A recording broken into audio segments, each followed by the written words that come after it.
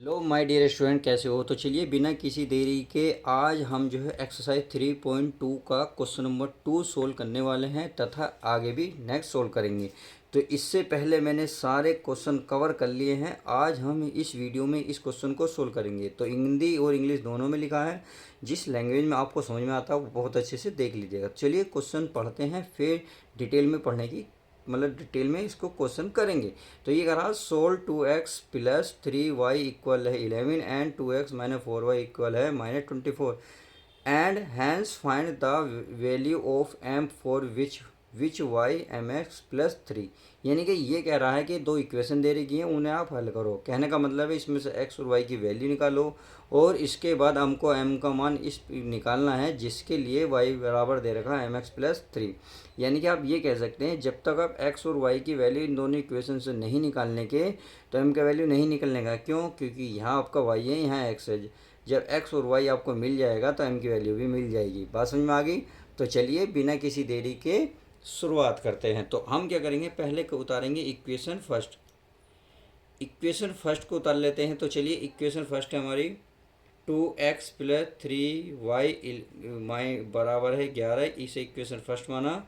और ये हमारी इक्वेशन सेकंड क्या है, इक्वेशन सेकंड, यानी कि 2x माइनस का 4y माइनस के 24, ये इक्वेशन हो गई हमारी 2। तो अब आप देख रहेंगे, आप इक्वेशन को देखिए फर्स्ट सेकंड जैसे चाहो ऐसे हल कर दो, क्योंकि इसमें कोई भी ऐसा मेथड नहीं बोला कि आप इस मेथड से इसे सोल्व करेंगे। बात समझ में आ गई? तो जैसी आपकी मर्जी ऐसा सोल्व कर सकते हैं। तो इसको आप क्या करेंगे, इसे यहीं ये लाइन अंडरलाइन कर देंगे, यहाँ हम चिन्ह चेंज करेंगे, माइनस लगाएंगे क्योंकि यहाँ प्लस है तो माइनस, यहाँ माइनस है तो आप प्लस लगाएंगे, यहाँ माइनस है तो आप प्लस लगाएंगे। बात समझ में आ गई? तो आप देख रहेंगे 2x से 2x हमारी कट की कैंसिल हो गया, तो ये बचा 3y और प्लस का 4y। तो प्लस का ये भी है, प्लस का ये भी है, तो ये हो गया आपका sin y। समझ में आ गई? ये इसको आप हल करेंगे 11 और ये प्लस के 24, तो 11-24 होते हैं 35, यानी कि 35। बात समझ में आ गई? अब y बराबर निकलेगा 35। अब ये गुणा की चीज़ आ जाएगी भाग में, अर्थात मल्टीप्लाई में, इधर आगे डिवाइड में। तो इससे कैंसिल करेंगे तो ये आप देख रहे होंगे 7 से डिवाइड होगा 5 बार। कितनी बार? 5 बार। तो हमें y की वैल्यू तो मिल गई। अब y की वैल्यू आप क्या करेंगे, इक्वेशन चाहे फर्स्ट में रख लो या सेकंड में रख लो, कोई दिक्कत नहीं है। तो चलिए अगर मैं लिख लेता हूँ, यानी कि क्या लेता हूँ कि पुट y बराबर 5 इन इक्वेशन बताइए किसमें, फर्स्ट में ही रख लेते हैं। यानी कि आप लिख सकते हैं x बराबर 5 समीकरण 1 में रखने पर। बात समझ में आ गई? तो चलिए रख लेते हैं। तो ये हमारे पास जो इक्वेशन है, ये हमारे पास 2x+3 इंटू वाई की वैल्यू कितनी है 5, तो 5 ये बराबर में कितना 11 है। अब क्या करेंगे, इसे सोल्व करेंगे। तो चलिए इसे सोल्व कर लेते हैं। 2x+15 बराबर 11, या 2x बराबर 11 इधर ले जाएंगे माइनस के, कितना हो जाएगा 15, या 2x बराबर -4, या x बराबर -4। ये मल्टीप्लाई में, मल्टीप्लाई के बाद आएगा डिवाइड में, अतः 2 से डिवाइड जब आप करोगे तो प्यारे बच्चों कितना नज़र आएगा, तो आपको नज़र आ जाएगा 2 से आएगा -2।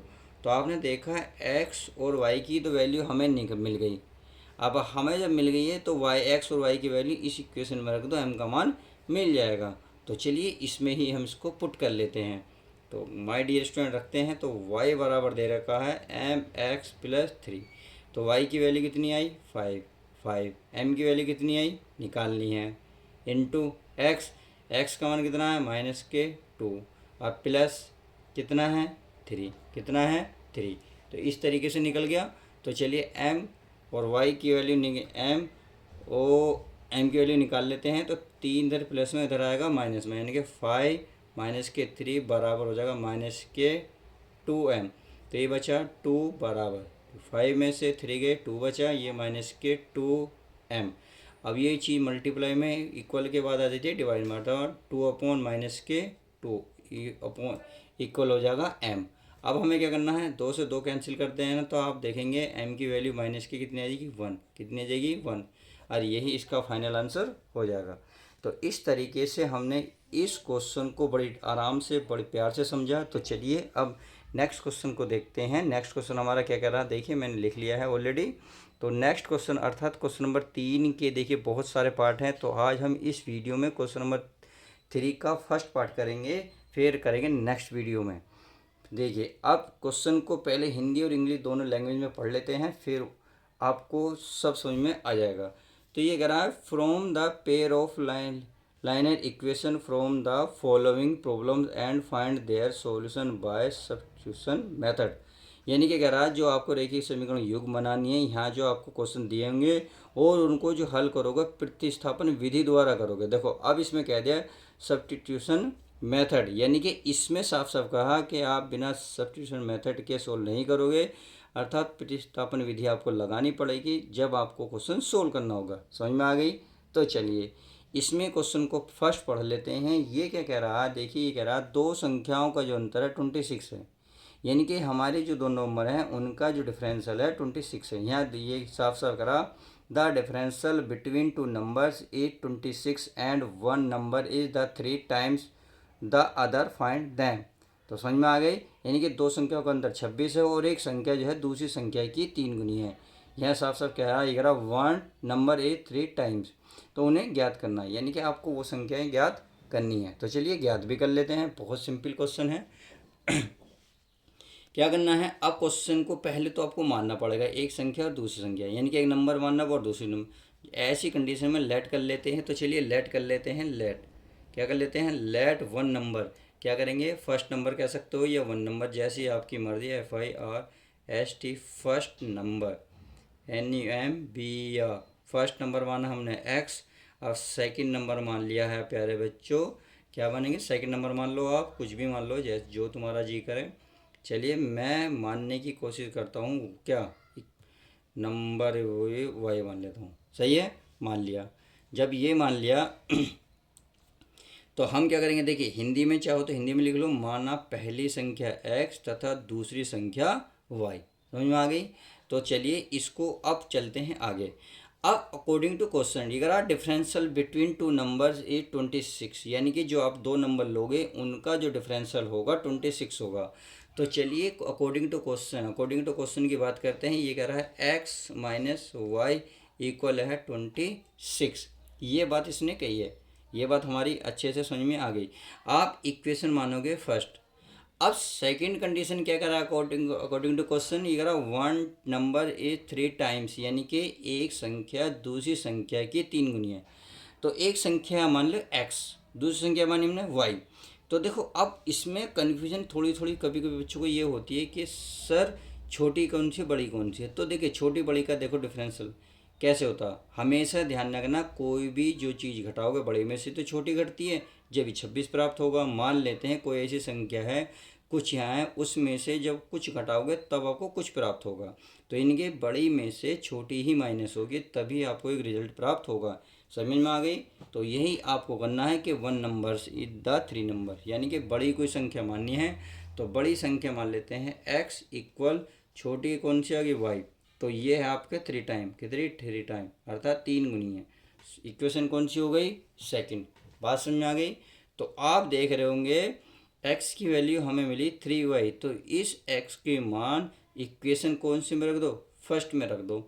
तो आप रख सकते हैं पुट इक्वेशन फर्स्ट। चलिए मैं लिख लेता हूँ, देखिए हिंदी और इंग्लिश दोनों में मैंने लिख दिया है कि पुट X बराबर 3Y इन इक्वेशन फर्स्ट, यानी कि X का जो मान है आप समीकरण 1 में रख दो। तो चलिए इक्वेशन फर्स्ट क्या है वो मैं आपको दिखा देता हूँ, ये रही। तो ये हमारे पास X माइनस Y बराबर 26। तो आप X का मान कितना है 3Y, माइनस के क्या है Y बराबर क्या है 26। 3Y में से Y में कैंसिल करोगे तो कितना आ जाएगा 2Y बराबर 26, या Y बराबर 26/2, क्योंकि ये 2 की मल्टीप्लाई में है। जैसे ही इक्वल के बाद जाएगा जो भी यह संख्या देगी उसके नीचे आ जाएगा, अर्थात अपोन में आ जाएगा। तो 2 से कैंसिल करोगे, 2 से भाग करोगे, तो 2 से जब आप भाग करोगे 13 बार के 2 एकम 2, 2 3 जा 6, 13 टाइम आएगा। समझ में आ गया? चलिए ये बात समझ में आ गई। अब इस X की वैल्यू आप इक्वेशन किस में रख दो, 2 में रख दो।